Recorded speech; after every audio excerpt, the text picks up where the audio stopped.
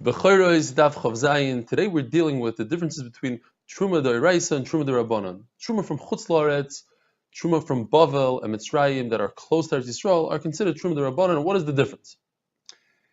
The only reason why there is the concept of Truma d'Rabbanan and Chutz La'aretz is that you shouldn't forget the halachas of Truma, and therefore if a kohen helps out in the Beis Hagranos, in the fields, etc., you're allowed to give him the truma. You're allowed to even pay him with truma. Says the Gemara that Rav Chama used to give his helper, his shamish, he would pay him with truma. Typically, truma d'oraisa is batal in 101. In other words, you take 100 parts chulin and 1 part truma, and then it's batal. But when it comes to truma d'Rabbanan, the bittul is beroiv. As long as you have 51%, that's mevatal it. And Rashi learns that that's mevatel it enough that a Zar, a Yisrael, can eat it. Rabbah, who came from the mishpacha of Eli Kohen, he used to be mevatel truma on purpose, l'chatchila. And he would eat it even though he was in a tamei state. Says the Gemara that Rav Huna Bereder of Yeshua, who's also a Kohen, if he had a wine that was from Chutz La'aretz, Truma from Chutz La'aretz, what he would do is he would take 2 parts Chulin to the 1 part Truma. He would remove 1 part from those 3 parts, and he would drink that 1 part. Why? Because it was Batal B'Raiv. But once he drank it, we assume that what he took out was Truma, and what is left is 2/3 that are completely Chulin. Then he would go ahead and add 1 more part of Truma.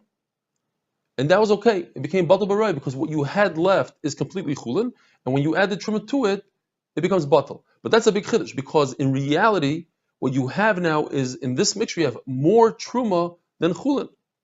And then you would take out 1 and use it, pour another 1 in, take out 1, pour another 1 in. Another kula that we have by truma of chutz la'aretz is that you can eat what you have before you take truma. And then when you finally have almost nothing left, just the amount of truma, then you say, and you separate that to the side, and you say, that's truma. Tosfos argue with Rashi, they say you have to leave a little bit more, so that you have the concept called mukaf. Says Shmuel, when it comes to eating truma of chutz la'aretz in a state of tuma, then it has to be, the only time it's asur is when it's a type of tuma that emanated from the person's body, from the kohen's body, such as zav, zava, nida, and keri. But if it's tumas meis, let's say the kohen touched a dead person or a sheretz, then there's no isser to eat it, and certainly there's no isser touching it. Because touching would be mutter even with tuma that emanated from his body. So says Ravina, therefore a nida, whose tuma comes from her body, she's allowed to be mafresh challah, and what she does is she takes the piece of challah and she gives it to a kohen katan. According to one pshat in Rashi, is a kohen who never saw keri, and he is allowed to eat it. Now, if she can't find such a kohen, then what she has to do is she has to take this piece of challah and put it into the coals with a fire poker. It's a type of tool that you push it into the coals. She burns it real good, and then she takes another hafrashas challah and she gives it even to a kohen gadol, meaning a kohen that was tummy once upon a time.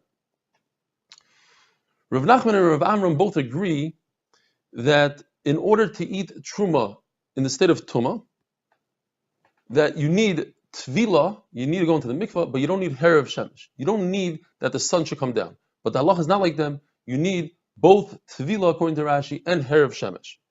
Says the Gemara, there's 3 halachas, and there's a machlokes Rav and the Vei Rav. How do we learn these halachas? One halacha is that a bechar needs to be eaten in his first year. Not a calendar year from Tishrei to Tishrei, but rather from the day he's born, 365 days. How do we know that? According to Rav, we learn from the pasuk Shana b'Shana. According to Vei Rav, we learn the same halacha from the word Shnasai. The second halacha is that a bechar is eaten for 2 days and a night. How do we know that? According to Rav, from Chaz and Shaik, and in addition, the word Yiyah that tells us that the Chaz of Shaik of Shlamim and not the Chaz and Shaik of Taida, which is only 1 day, 1 night. According to Vei Rav, we learn it from Shana b'Shana. The third halacha is that when you have a balmum, animal, a bechar mum, you give it to the kohen, which is unique only to a bechar. How do we know that halacha? According to Rav, we learn it from the word ubesaram, And according to the Rav, we learn from the word Yia, you should have a wonderful day.